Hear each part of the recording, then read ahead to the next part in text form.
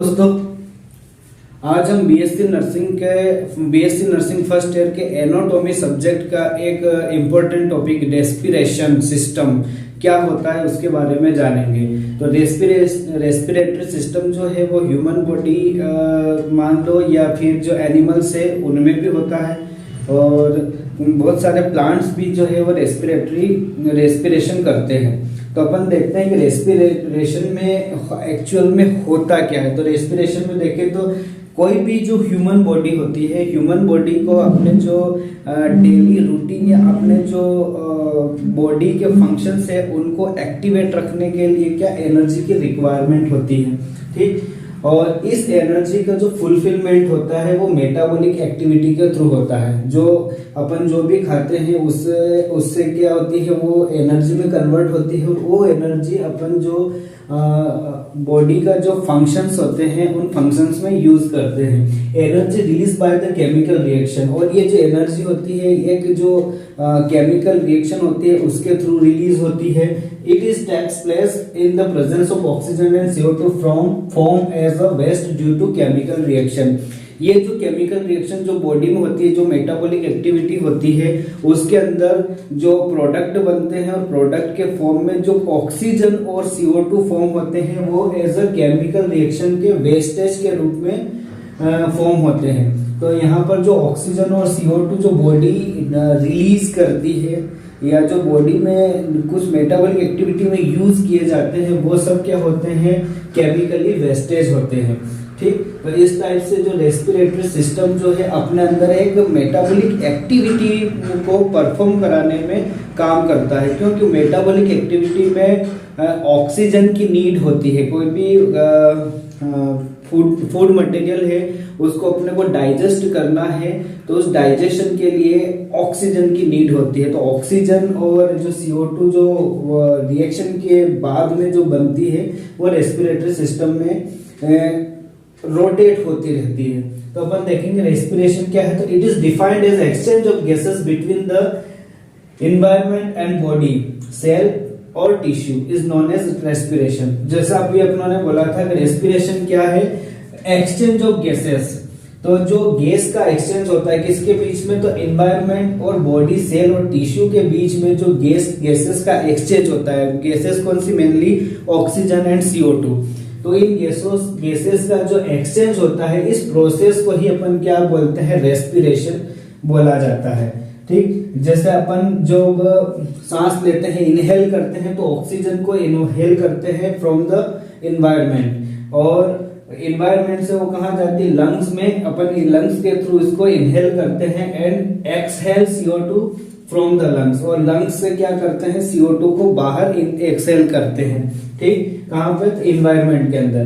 तो inhale oxygen from the environment to the lungs और exhale CO2 from the lungs to the environment, है ना। तो lungs से, एनवायरनमेंट से लंग्स में ऑक्सीजन इनहेल करेंगे और लंग्स से एनवायरनमेंट में CO2 को एक्सहेल करते हैं। इस प्रोसेस को ही रेस्पिरेशन बोलते हैं। अब रेस्पिरेशन कितने टाइप के होते हैं, तो there are 2 types of. First is external and second is internal. External क्या, तो एक्सटर्नल में वही गैसेस का एक्सचेंज होता है। तो exchange of gases between the environment and lungs. जो गैसेस है ऑक्सीजन और CO2, इसका जो एक्सचेंज करते कहां से, एनवायरनमेंट से अपनों ने इनहेल करा लंग्स तक, या लंग्स के थ्रू इनहेल करा अपनों ने, तो इस प्रोसेस को अपन बोलते हैं क्या, एक्सटर्नल रेस्पिरेशन। या इसका एक और नेम जो होता है उसको बोलते हैं पल्मोनरी रेस्पिरेशन बोला जाता है। एंड इंटरनल रेस्पिरेशन क्या है, तो जो गैसेस का एक्सचेंज जो हो रहा है वो लंग्स या ब्लड और बॉडी सेल्स और टिश्यू के बीच में होता है, ठीक। तो इस प्रोसेस को अपन बोलते हैं इंटरनल या टिश्यू रेस्पिरेशन, ठीक है। तो यहां ध्यान रखना, रेस्पिरेशन क्या है, तो exchange of gases between body cells and environment, ठीक। इन्वायरमेंट और बॉडी सेल्स टिश्यू के बीच में जो गैसों का एक्सचेंज होता है इसको रेस्पिरेशन बोलते हैं। ऑक्सीजन को इनहेल करते हैं इन्वायरमेंट टू द लंग, और CO2 को एक्सहेल करते हैं लंग्स टू इन्वायरमेंट, ठीक। और कितने टाइप्स के होते हैं? 2 टाइप्स के। एक्सटर्नल में क्या होता है? Exchange of the gases. कहां से किसके बीच में? तो इन्वायरमेंट एंड लंग्स के बिटवीन जो गैसेस का एक्सचेंज होता है, इसको पल्मोनरी रेस्पिरेशन या एक्सटर्नल रेस्पिरेशन बोलते हैं। और इंटरनल में exchange of the gases between lungs या ब्लड और बॉडी सेल्स और tissues is known as tissue respiration. ठीक, तो जो रेस्पिरेशन लंग्स या ब्लड से बॉडी सेल्स या अदर टिश्यूज के बीच में होता है, तो वहां इसको क्या बोलते हैं? इंटरनल रेस्पिरेशन बोलते हैं। अब इस रेस्पिरेशन प्रोसेस में जो बॉडी के कुछ ऑर्गन्स काम आते हैं। कौन कौन से ऑर्गन्स काम आते हैं? तो देखते हैं अपन कौन कौन से ऑर्गन्स इस रेस्पिरेशन सिस्टम में यूज होते हैं या इसमें अपना इंपॉर्टेंट रोल प्ले करते हैं। जो बॉडी ऑर्गन्स यूज होते हैं उनमें फर्स्ट है नोज। नोज के थ्रू ही अपन क्या करते हैं? इनहेल और exhale of oxygen and CO2 करते हैं। फेरिंग्स, ठीक, ये फेरिंग्स अपने इसोफेगस और अपने जो इसोफेगस जो होती है उसके पीछे का जो पोर्शन होता है फेरिंग्स होता है। लेरिंग्स यानी अपन जो नॉर्मली कंठ जिसको बोलते हैं वो trachea, bronchi and lungs. Last में लंग्स। लंग्स के थ्रू क्या होता है?